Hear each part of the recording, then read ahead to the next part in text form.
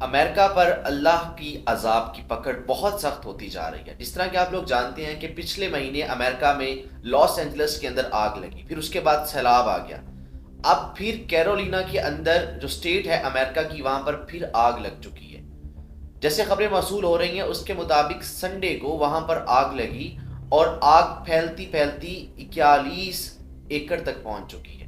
تو اب یہ آگ لگ کیوں رہی ہے امریکہ کے اندر؟ دراصل بات یہ ہے کہ پچھلے سال امریکہ میں بارشیں بہت کم ہوئی ہیں، اور بارشیں کم ہونے کی وجہ سے وہاں کے جو جنگلات ہیں وہ خشک ہو چکے ہیں، اور وہاں سے جو ہوائیں چل رہی ہیں وہ خشک ہوائیں چل رہی ہیں، جس کی وجہ سے جو وہاں پر آگ لگنا بہت آسان ہو چکا ہے۔ اب کچھ لوگ اس کو ریلیٹ کرتے ہیں فلسطین کے حوالہ سے کہ جب امریکہ فلسطین کے خلاف تھا، وہ فلسطین کے اوپر اٹیک کروا رہا تھا، اس وقت لاس اینجلس کے اندر آگ لگی، پھر اس کے بعد سیلاب آیا، بہت سارا نقصان ہوا۔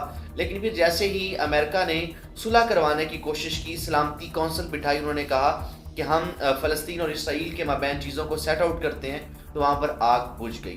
لیکن اب پھر سے بیانات آنا شروع ہو گئے، امریکہ یہ کہنا شروع ہو گیا کہ فلسطین کو ہم اسرائیل کے اندر ضم کر دیں گے، ایک الگ سے اسٹیٹ بنائیں گے اور ایک الگ کنٹری بنائیں گے جو کہ اسرائیل کے متحد ہوگا اور امریکہ کے متحد ہوگا۔ تو پھر جب یہ باتیں شروع ہوئیں تو پھر امریکہ کے اندر کیرولینیا کے اندر جو ہے وہ ایک آگ لگ گئی۔ تو اب آپ لوگوں کا کیا رائے ہے؟ کیا اس کو اس سے ریلیٹ کر سکتے ہیں، یا یہ ویسے ہی موسمی تبدیلیاں ہیں جس کی وجہ سے بار بار امریکہ کے اندر آگ لگ رہی ہے؟ اپنی رائے ضرور کمنٹ سیکشن کے اندر دیجیے۔